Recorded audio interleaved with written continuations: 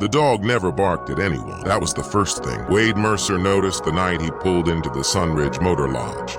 Not the broken neon vacancy sign stuttering red against the desert dark. Not the smell of hot asphalt cooling after rain. Not the row of empty parking spaces, stretching beneath weak fluorescent lights, like abandoned teeth. The dog, thin, sand-colored, one ear bent halfway down, curled asleep outside room 3, with its nose tucked beneath, its tail while trucks hissed past somewhere beyond the highway embankment. Wade almost didn't see it. He was too tired, too broke, too hollowed out from 3 states of driving, and the kind of silence that starts becoming physical after enough miles alone. The motel sat 30 miles outside of dying. New Mexico town called Arroyo Seco Junction.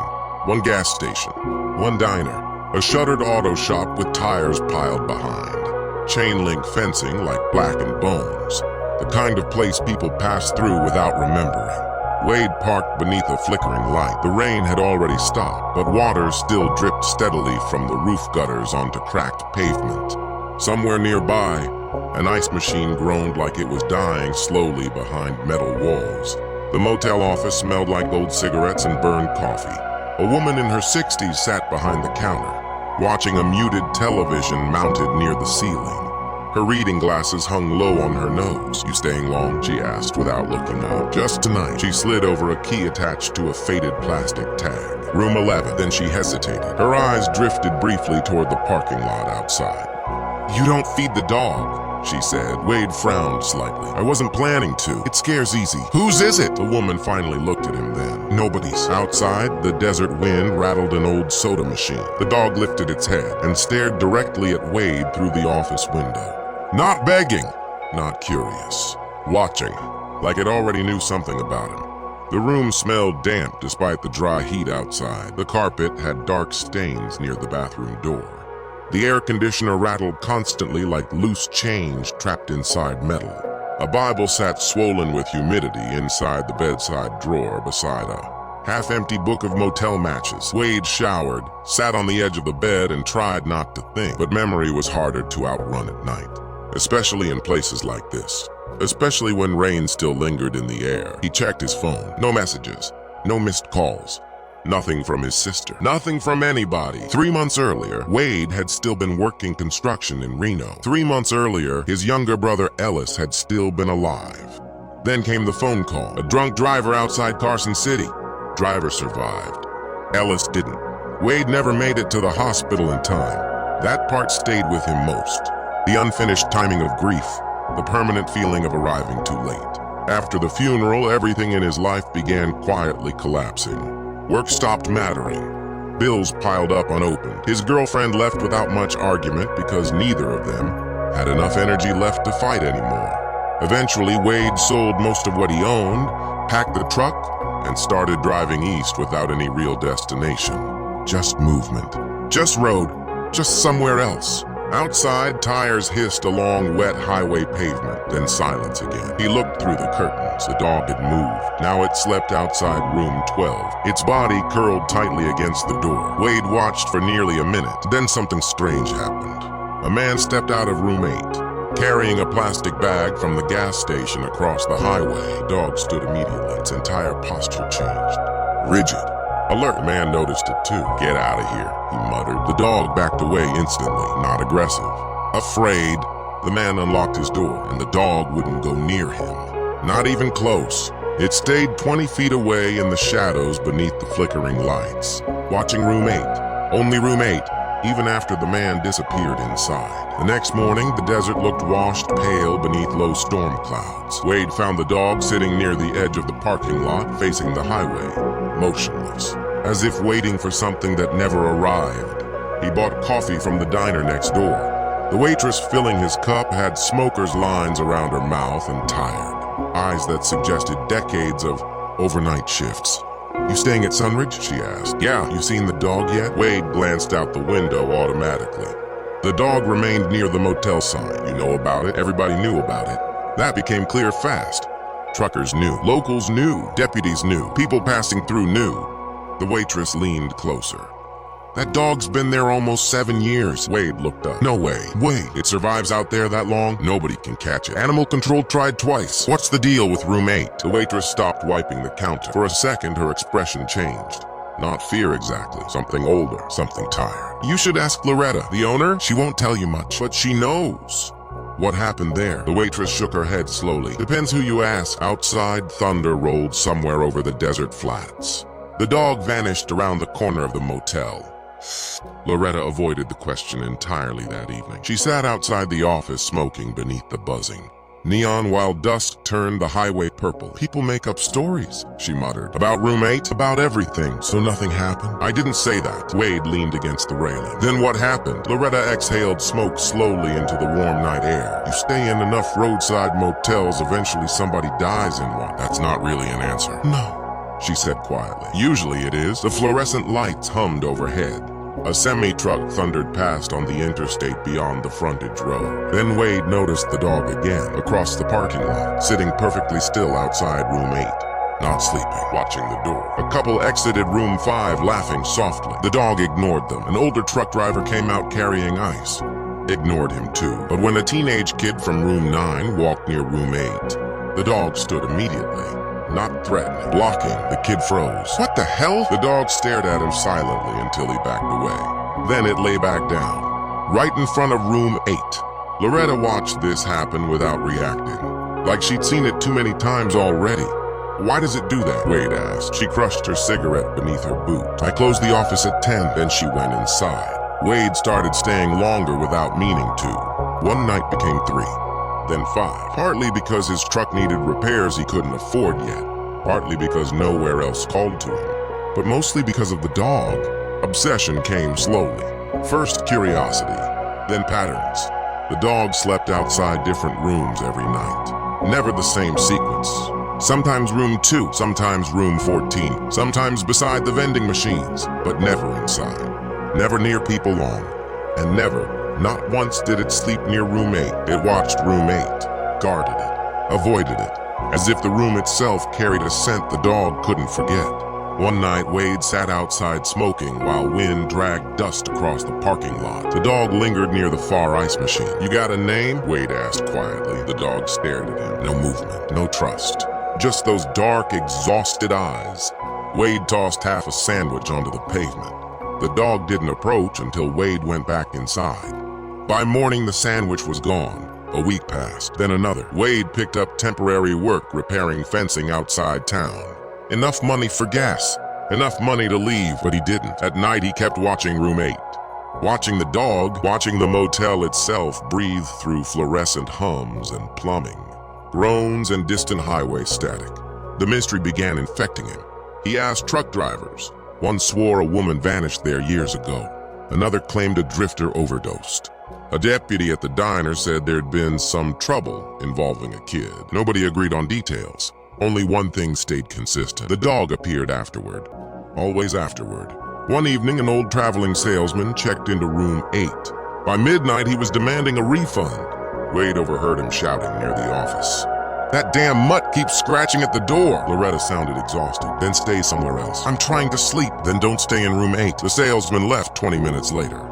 The dog returned before dawn, lay silently across the doorway again, watching, waiting, like it belonged there more than the guests did. The major clue arrived during another rainstorm. Desert rain felt wrong somehow. Too cold, too sudden. The motel lost power just after midnight.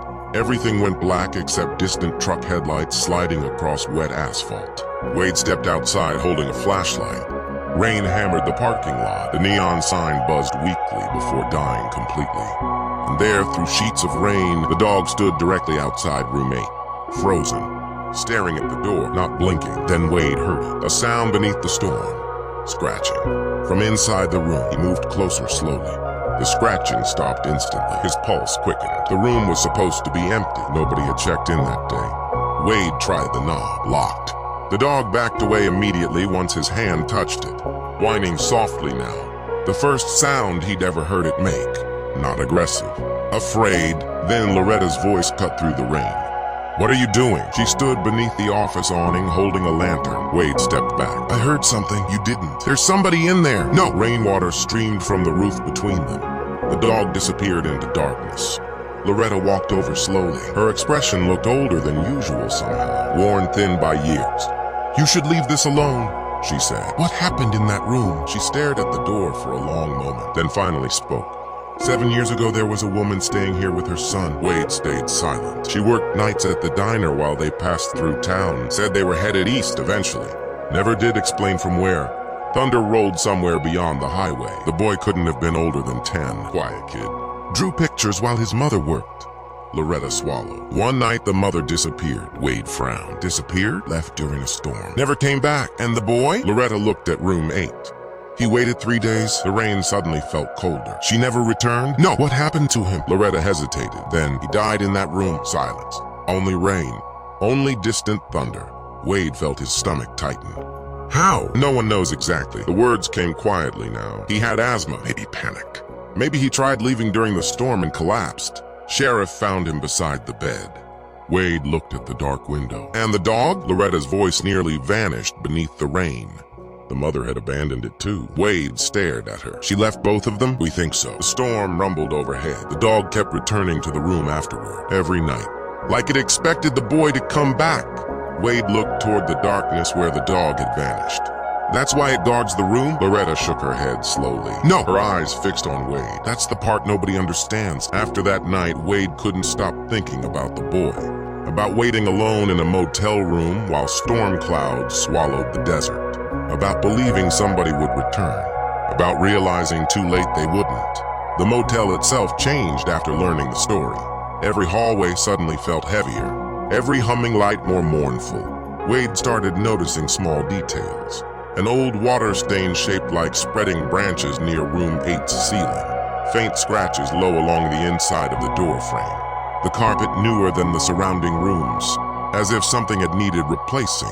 One afternoon, Loretta finally allowed him inside while maintenance repaired plumbing. The room looked ordinary at first glance. 2 beds, a lamp, faded curtains, but grief leaves residue in places. You feel it, not supernaturally, humanly. The air inside room 8 felt untouched somehow, as if no guest ever stayed long enough to belong there. Wade crouched beside the far bed and saw tiny marks carved into the wooden nightstand. Short vertical lines, grouped together, counting days. His chest tightened unexpectedly. Near the closet sat a small rusted toy truck missing one wheel, forgotten or left intentionally. What was the boy's name? Wade asked. Loretta stood near the doorway. Daniel. The silence stretched. Then Wade noticed something else. Near the bathroom door, a faded dog bowl, almost invisible beneath dust. He looked at Loretta. That stayed here all this time? She nodded once. Nobody moves it anymore. Outside, the dog appeared briefly at the window, watching, then vanished again. The midpoint came 2 nights later, and it changed everything. Wade couldn't sleep. The motel vibrated faintly beneath distant highway traffic while winds scraped sand against the windows. Around 2 in the morning, he noticed movement outside. The dog crossing the parking lot quickly, purposefully. Wade followed. The dog slipped behind the motel toward an abandoned maintenance shed half buried in drifting sand. The animal disappeared beneath the structure through a broken opening near the foundation. Wade crouched carefully and shined his flashlight inside. At first he only saw blankets, old rags, dust, then photographs, dozens of them, water damaged, chewed at the corners, hidden carefully beneath the shed. Wade pulled one free. A woman holding a young boy beside a highway diner. Another showed the boy sitting on a motel bed, and beside him, the dog, younger, healthier, collared. Wade's breathing slowed. The dog hadn't been abandoned separately. It had belonged to Daniel. More photographs lay beneath the blankets. Receipts, crayons, a child's drawing folded nearly in half. And finally, a newspaper clipping. Missing woman still unfound after desert storm. The article included the mother's photo. Wade kept reading, then stopped cold, because beneath the article someone had handwritten a sentence in faded marker. He waited for her until the end. Wade stared into the darkness beneath the shed. The dog emerged silently beside him. Not threatening now, just tired, so impossibly tired. And suddenly Wade understood something devastating. The dog wasn't guarding room 8 from people. It was guarding the memory inside it, protecting the last place Daniel had existed. Not out of instinct anymore. Out of habit so old it became identity. The realization hit Wade harder than expected. Because grief does that. It survives long after logic stops mattering. The dog had spent 7 years orbiting a room connected to someone who never came back, waiting, just waiting, like Wade himself had been doing since Ellis died. Different grief, same paralysis. For the first time, the dog allowed Wade to touch it, only briefly. A cautious hand against wet fur. The animal trembled slightly beneath his palm, then pulled away, but it didn't run. After that night, the emotional distance between them shifted quietly. The dog still avoided strangers, still vanished for hours, still watched room 8 obsessively. But sometimes it waited near Wade's truck, sometimes near his motel steps. Never close enough to feel owned, just near enough. Wade started carrying extra food, fresh water. The dog accepted both cautiously. At the diner, the waitress noticed. "It likes you." "No," Wade said softly. "It tolerates me." She poured more coffee. "Same thing around here." Outside, dawn spread pale blue across the desert. The highways looked endless from the diner windows. Beautiful in a lonely kind of way. "You ever leave this town?" Wade asked. The waitress smirked faintly. "Everybody leaves eventually." "You?" Her eyes drifted toward the motel across the road. "Some people stop trying." More truth surfaced slowly after that. A retired deputy revealed the mother had likely fled an abusive relationship. A truck driver remembered seeing bruises once. Another local claimed she'd been terrified somebody was following them. Nobody knew whether she left intentionally or disappeared during the storm. No body was ever found. No closure ever arrived. Just absence. And over time, absence becomes its own kind of haunting. Wade kept thinking about Daniel alone in room 8, listening to thunder while waiting for headlights that never returned. He imagined the dog waiting too. At the door, at the window, beside the bed. The kind of loyalty people romanticize until they realize how painful it actually is. One evening, a drunk man staying in room 8 kicked at the dog after finding it outside his door. Wade saw it happen from across the parking lot. The dog yelped sharply and retreated beneath the vending machine lights. Something inside Wade snapped instantly. Not rage exactly. Recognition. The drunk muttered curses. Wade crossed the asphalt fast. "Leave it alone," the man scoffed. "Mind your business. You kicked a starving dog. It's a damn animal." The fluorescent lights buzzed overhead while desert wind carried dust between them. For a second, Wade thought the man might swing. Instead, he sneered and stumbled back toward the room. Then the dog did something strange. It stood again, directly between the man and room 8. Not growling, not attacking, blocking, silent. The drunk froze unexpectedly. Even intoxicated, something about the animal unsettled him. Eventually, he cursed again and asked Loretta for another room. He checked out before sunrise. Later, Wade found the dog near the maintenance shed, licking its injured leg. He sat beside it quietly. "You can't keep doing this forever," he muttered. The dog rested its head against the dirt, eyes half closed, exhausted. Wade understood that feeling too well. The emotional climax arrived during the season's worst storm. Heavy rain slammed the motel. Just after midnight, while power flickered repeatedly across town, wind bent the highway sign sideways. The desert disappeared behind walls of rain. Wade woke to shouting outside. A teenage girl from room 6 was missing. Her father staggered through the parking lot, yelling her name, while Loretta called deputies from the office landline. The storm drowned everything. Visibility collapsed completely. Then Wade noticed the dog, standing near the frontage road, facing the darkness beyond the motel. Still, focused. Without thinking, Wade grabbed a flashlight and followed. The rain hit like cold gravel. Mud sucked at his boots as he crossed the drainage ditch near the highway embankment. Then he heard crying. Faint. Ahead. The girl had slipped while walking during the storm and fallen into a runoff. Channel hidden beneath floodwater. Not fatal, but trapped. Panicked, Wade climbed down carefully and pulled her free while the dog waited above in the rain. When deputies arrived minutes later, everybody focused on Wade. On the rescue? On the storm. Nobody noticed the dog disappearing quietly back toward the motel. By dawn, the highway gleamed silver beneath clearing skies. The girl sat wrapped in blankets inside the diner. Loretta handed Wade coffee silently. Then she said, "Daniel used to wander during storms too." Wade looked toward the motel. The dog lay outside room 8 again, curled tightly against the door. Waiting beside ghosts nobody else could fully see anymore. The next morning, Wade packed his truck, not because he wanted to leave, because staying forever would become another form of dying. The motel parking lot shimmered beneath desert heat. Loretta watched from the office doorway. "You heading east?" "Yeah." "You got somewhere specific?" "No." She nodded slowly, like that answer made perfect sense. The dog sat beneath the broken neon sign, watching him load bags into the truck bed. Wade crouched nearby. For a long moment, neither moved. Then he placed something gently onto the pavement beside the dog. The rusted toy truck from room 8. The dog stared at it, then at Wade. Its tail moved once. Barely. Wade smiled sadly. First time he'd smiled in weeks, maybe months. "You waited long enough," he whispered. The dog didn't follow when Wade climbed into the truck. Didn't chase him. Didn't bark. It simply remained there beneath the faded motel sign while hot wind swept dust across cracked asphalt. Wade drove toward the highway. Halfway to the exit road, he looked back. The dog was still watching, small against the endless desert, small against all that loneliness, but no longer alone. 3 months later, winter storms rolled through northern Arizona when Wade found himself driving west again. Not intentionally, just road drift. Just instinct.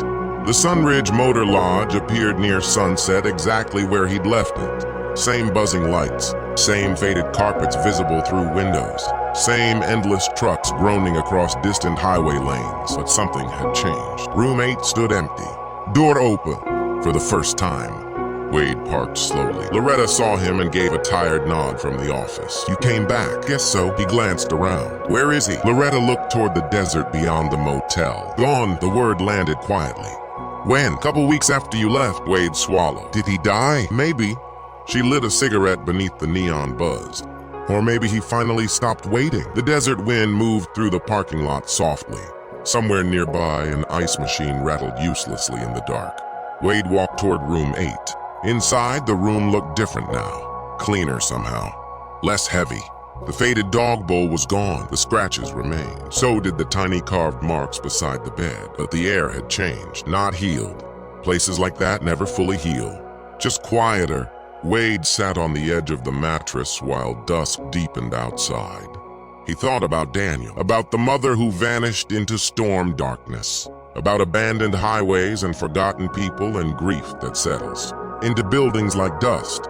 And he thought about the dog, a stray animal who spent nearly a decade refusing to leave the last place.